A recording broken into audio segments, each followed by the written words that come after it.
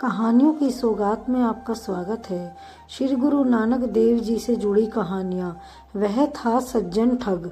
वह ठग तो बहुत बड़ा था, परंतु उसकी शक्ल सूरत, रहन सहन, बोल चाल, चाल ढाल सब बहुत अच्छे आदमियों जैसी थी।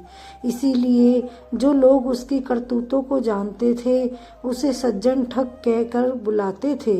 यह बात आज से लगभग 500 साल पहले की है।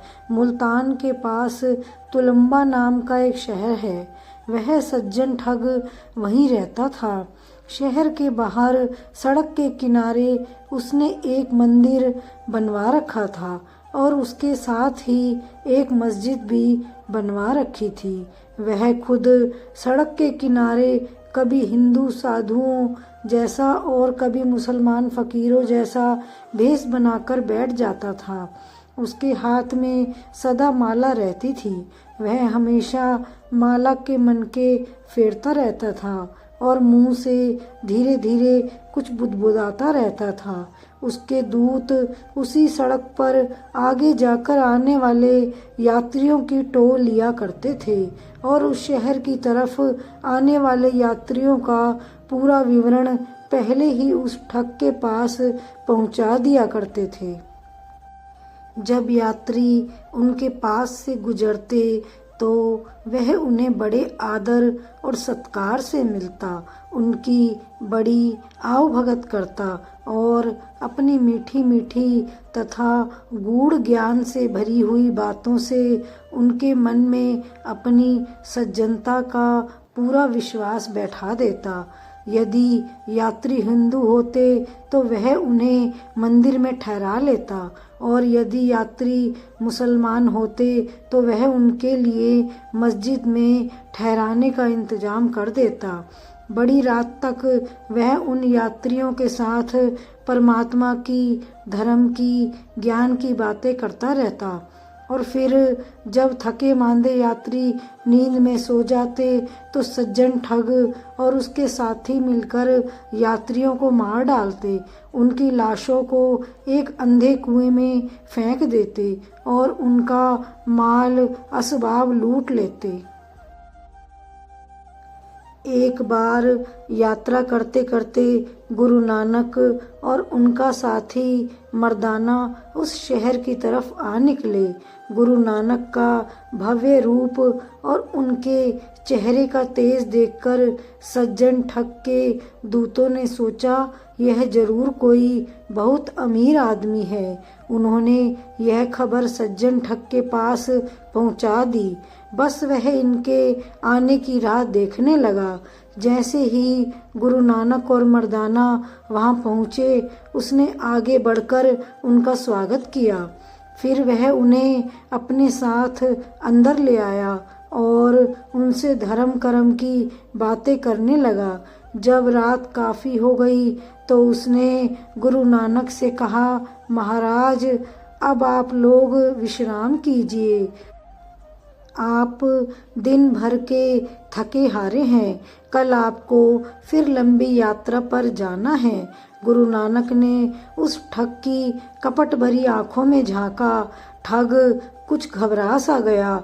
आज तक किसी ने उसे इस तरह से नहीं देखा था। गुरु नानक ने कहा, आप तो बड़े धर्मात्मा व्यक्ति हैं। सोने से पहले आप परमात्मा का नाम अवश्य लेते होंगे।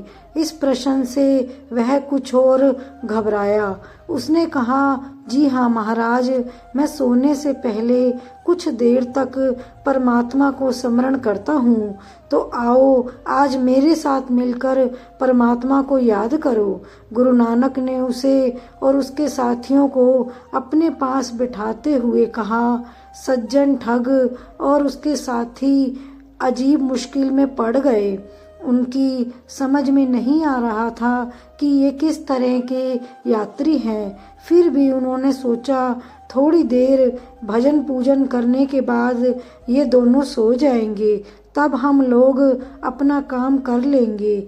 मर्दाने ने रबाब बजाना शुरू किया और गुरु नानक एक शब्द गाने लगे।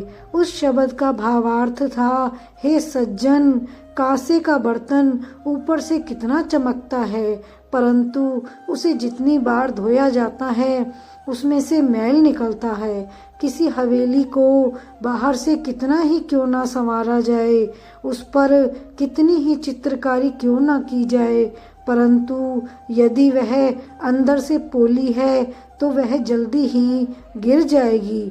बगुला पूरा सफेद होता है, वह नदियों के किनारे रहता है। किसी भक्त की तरह वह आंख मूंद कर एक टांग पर खड़ा रहता है, परंतु उसका काम क्या है? जल में रहने वाले जीवों को खाना। क्या उसकी सफेदी या उसके एक टांग पर खड़े रहने की बात सोचकर कोई उसे पवित्र आत्मा कहेगा? देखो, सेमल का पेड़ कितना ऊंचा होता है, परंतु सिर्फ ऊंचा होने का क्या लाभ, जबकि उसका फल फीका होता है और उसके पत्ते किसी काम नहीं आते।